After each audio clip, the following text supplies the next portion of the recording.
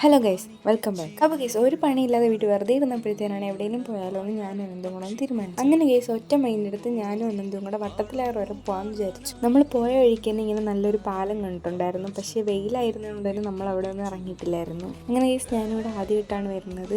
നമ്മുടെ അവിടെ നിന്ന് അത്ര ഡിസ്റ്റൻസ് ഇല്ലെങ്കിൽ പോലും ഞാൻ ഇതുവരെ അങ്ങനെ വന്നിട്ടില്ല. നമ്മൾ വന്നത് ഒരു ഉച്ച ടൈം ആയതുകൊണ്ട് തന്നെ അത്യാവശ്യം വെയിലും ചൂടും ഒക്കെ നല്ല രീതിക്ക് തന്നെ ഉണ്ടായിരുന്നു.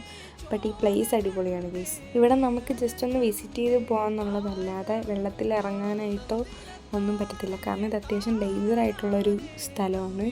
അപ്പോൾ ഇവിടെ അങ്ങനെ വെള്ളത്തിൽ ഇറങ്ങാനായിട്ടൊന്നും പറ്റത്തില്ല. ഇവിടെ ഓൾറെഡി അതങ്ങനെ എഴുതി വെച്ചിട്ടുണ്ട്.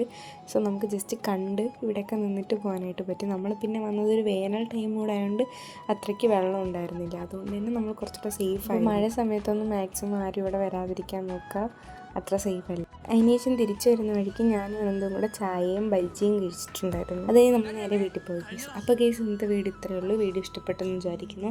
ഇഷ്ടപ്പെട്ടാൽ ലൈക്ക് ചെയ്യുക, ഷെയർ ചെയ്യുക, സബ്സ്ക്രൈബ് ചെയ്യുക. അപ്പോൾ അടുത്തൊരു വീഡിയോ ആയിട്ട് പിന്നെ വരാം. അതുവരേക്കും ബൈ ബൈ.